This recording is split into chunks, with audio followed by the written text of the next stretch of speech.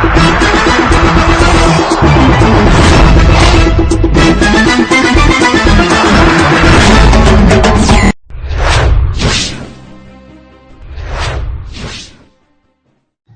شامل کرتے ہیں میرپور آزاد کشمیر سے۔ کھڑی شریف بانی رہنما مسلم لیگ نون راجہ وقاص سرور کی صدر مسلم لیگ نون آزاد کشمیر اور سابق وزیر اعظم آزاد کشمیر راجہ فاروق حیدر خان سے ملاقات، جس میں رہنما مسلم لیگ نون راجہ وقاص سرور نے جماعتی امور کے حوالے سے اپنے خدشات اور تحفظات کا اظہار کیا۔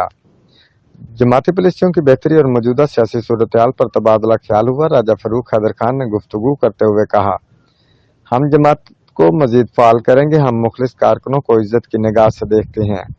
سیاست میں نشیب و فراز آتے ہیں، یاد ہار جیت کھیل کا حصہ ہے۔ انہوں نے راجہ وقاص سرور کو کھڑی شریف میں چودھری رخسار احمد کی بھرپور کمپین چلانے پر خراج تحسین پیش کیا اور شکریہ ادا کیا۔